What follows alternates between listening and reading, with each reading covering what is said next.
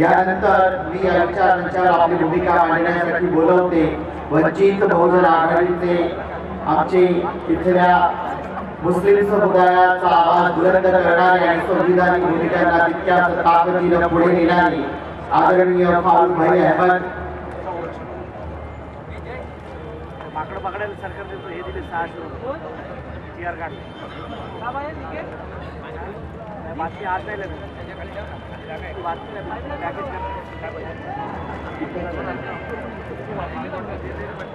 सर्व महामानवांना विनम्र अभिवादन। बहुजन हृदय सम्राट वंचित बहुजन आघाडीचे राष्ट्रीय अध्यक्ष आदरणीय बाळासाहेब आंबेडकर, बौद्ध महासभेचे कार्याध्यक्ष आदरणीय भीमरावजी आंबेडकर साहेब, वंचित बहुजन आघाडीच्या प्रदेश अध्यक्ष आदरणीय रेखाताई ठाकूरजी, आपल्या सगळ्यांच्या वंचितांच्या माई आदरणीय अंजलीताई आंबेडकरजी, युवा आयकॉन सुजाता आंबेडकरजी, मंचावर उपस्थित सर्व धर्मगुरू, सर्व सन्मान्य पदाधिकारी आणि मोठ्या संख्येने जमलेल्या माझ्या सगळ्या बंधूंनो भगिनींनो, आपल्या सगळ्यांना माझा क्रांतिकारी जय भीम।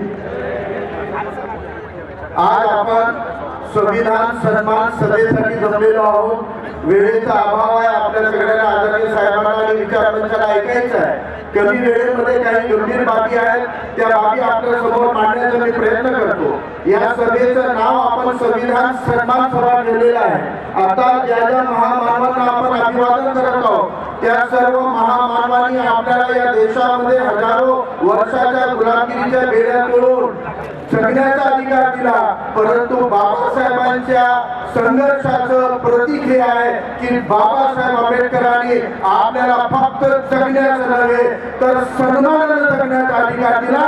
हे बाबासाहेबांच्या कार्यकर्तृत्वाचं सर्वात उच्च टोक आहे आणि तो सन्मानाने जगण्याचा अधिकार भारतीय संविधान या भारतात जन्मलेल्या प्रत्येक नागरिकाला देतो। म्हणून आपल्याला या संविधानाचा सन्मान करायचा आहे, या संविधानाचं रक्षण करायचं आहे।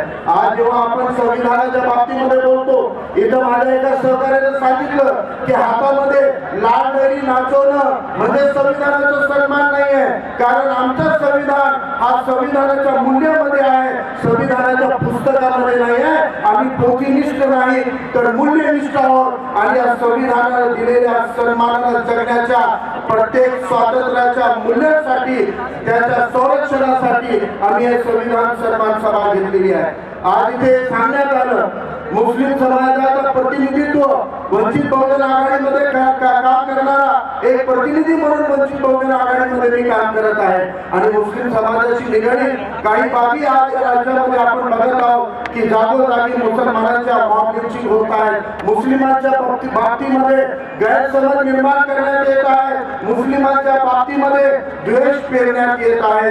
आता आज आपण छत्रपती शिवाजी महाराजांच्या नावाने असलेल्या या पाठवर आहोत। या पाठवर असताना मी इतिहासाची फक्त एक आठवण तुम्हाला करून देऊ पाहतो की या देशामध्ये मुसलमानांना सगळ्यात मोठा मिलन ठरवणाऱ्या RSSच्या मनुवाद्यांना चटी घ्यायला मला सांगायचं आहे की जेव्हा छत्रपती शिवाजी महाराजांचा राज्याभिषेक होत होता, त्या राज्याभिषेकाला अडथळा आणणारा या देशातला कोणता मुसलमान नव्हता आणि ते राज्याभिषेक घडवताना छत्रपती शिवरायांच्या राज्याभिषेकामधला एक पात्र होता, त्या पात्राचं नाव होता गागा भट। एक असा भट ज्यांनी खोके घेऊन राज्याभिषेक केला होता।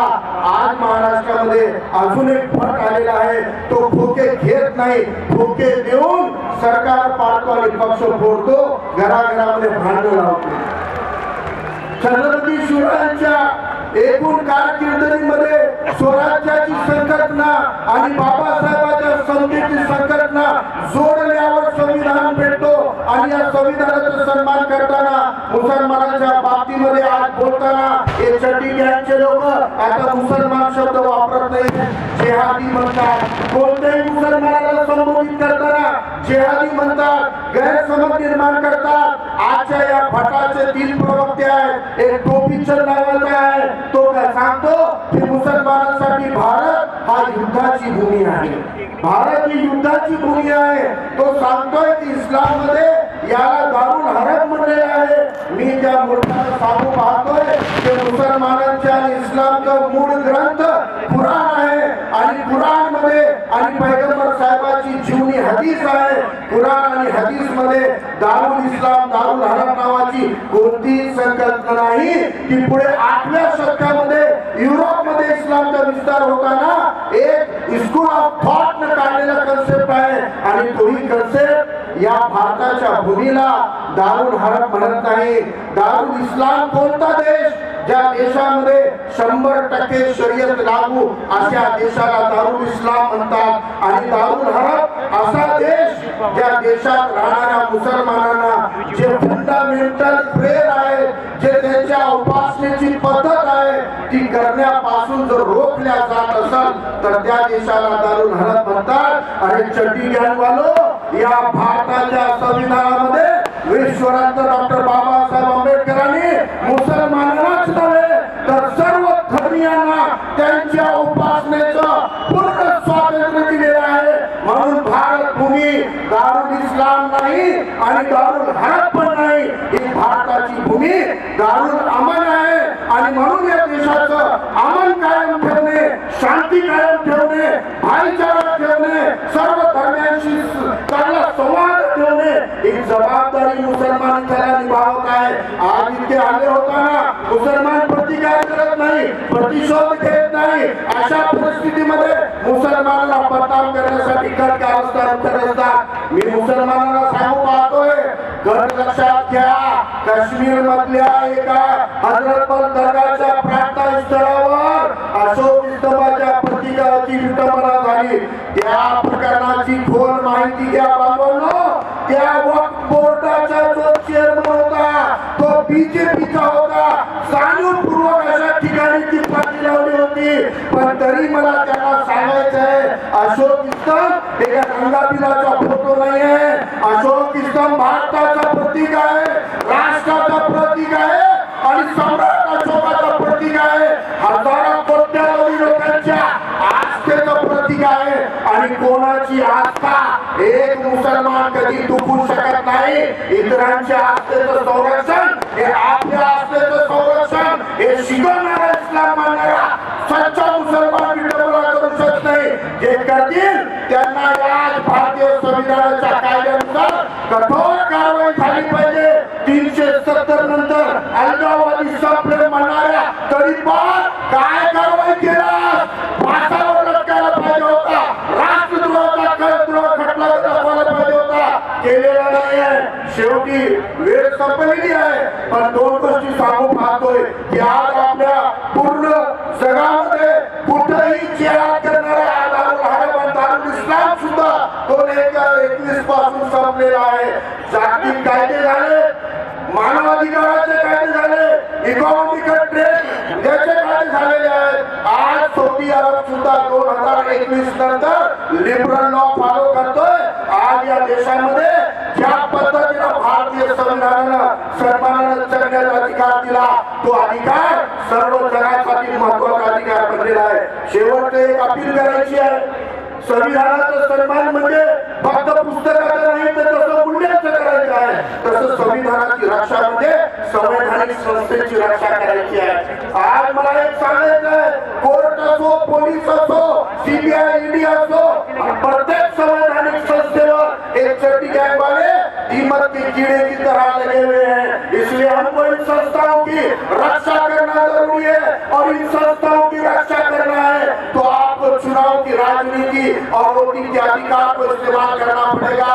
जुने लोक सांगत होते की जर संकट आलं 4 पैसे घरात ठेवा, साप निघालं तर काठी ठेवा.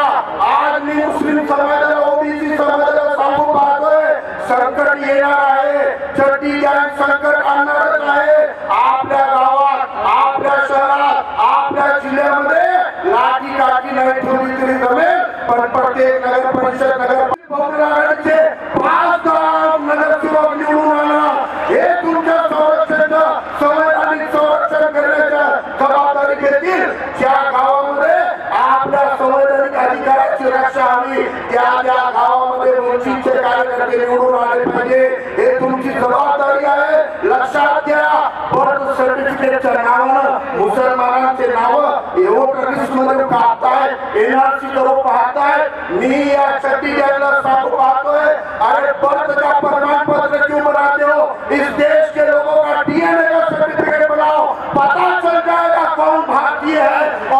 विदेशी आहे एवढी एक विनंती करतो आणि आपली जागा घेतो. धन्यवाद. जय भीम, जय संविधान, तकबीर अल्लाह अकबर.